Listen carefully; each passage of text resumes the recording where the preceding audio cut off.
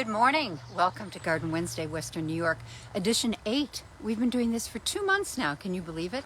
We are in a very, very special garden today. I don't know, each garden is so special in a different way, and today you're going to see some remarkable plantings and sections of a garden. So we're going to get started right away by turning around and saying good morning to Connie. Good morning. Good morning, Christina. Thank you so much for coming to our garden. Oh my gosh, thank you for inviting us. Now you are on Open Gardens, Western New York. Yes. Which garden are you? We're number 84 in the Open Gardens book. So if someone wants to come, it's still going on? Yes? Oh yeah, Okay. every Friday from, we're on from 2 to 7. Okay, great. And we're called Birdland Hill. Birdland Hill. Birdland Hill. That's lovely. All right, so let's walk and talk. Sure, let's, please. I'm going to follow you a little bit. Okay. This is a house in Orchard Park. Right. If you're not familiar with this area, you may be familiar with the name because this is the home of the Buffalo Bills Stadium. So if you are a football fan, you've heard Orchard Park a number of times in your world.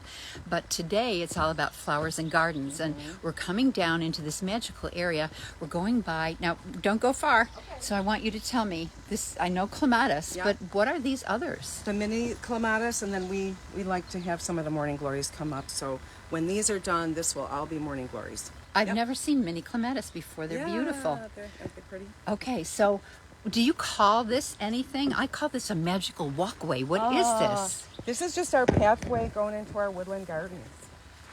And Yep. so a pathway into the woodland gardens. Yes. Yep. You do everything. You give it a magical feel, and that's Oh. very fun. Thank you. It's a wildlife garden. We're a certified wildlife habitat. Okay, I see this sign here. Let me get a shot Yeah. of that so people know. And if you can come close to me, what does this mean that it's a wildlife habitat certified? It means that we have provided shelter for wildlife, including water, a place for them to raise their young, and food. So we're going to see that in a minute, but now let's come into this. I know it's a grass, but it reminds me of corn. It looks like a cornfield almost. We actually, someone wonderful on the garden walk a few years ago gave us this. I believe it was on Ward Road in Orchard Park. A little piece, and it just became this wonderful grass wall. And it really provides lots of shelter for, us when we're sitting in the courtyard for almost up until October. That's great. Yeah. Okay, so we've got a lot to see, and we're going to kind of cut across your yard. Sure. And come back to some of this. But tell me how long you've been doing this garden, because it's massive. It's in all parts of your yard. Well, we've always been really animal lovers. We love the idea of providing shelter for them. And I love the idea, really, of trying to rewild the yard a bit. And what does that mean?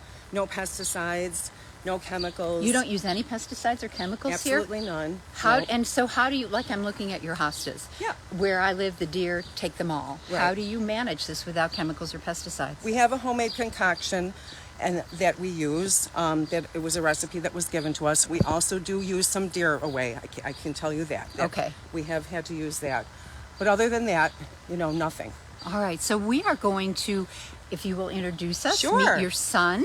Absolutely. This is my son and my partner, one of the partners in all of these wonderful gardens, Ben Rogers. He's my Ben, son. good morning. Nice to meet you. So this is just another magical part of your garden. If you'll lead us through and tell us about it. And if you stay close to me so people can hear your explanation. Where are we going right now? Of course. So we're going into the rainforest, and this was... Rainforest? Yes. It's a funny term that was created when I was a child, and it never really was as active as it is now. We've now kind of cleared out the individual spaces and made paths where it used to be a lot of bushes.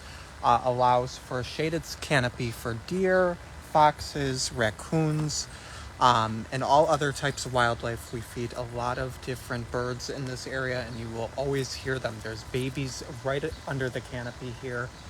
Let me just show people this canopy, because this is amazing. It really is. Yeah. Why do you, I mean, most people are trying to not have the deer and the birds and the squirrels and the chippies all in their gardens. Why do you do this? Well, they were here first, truthfully. They were here first when we had this property when I was very young.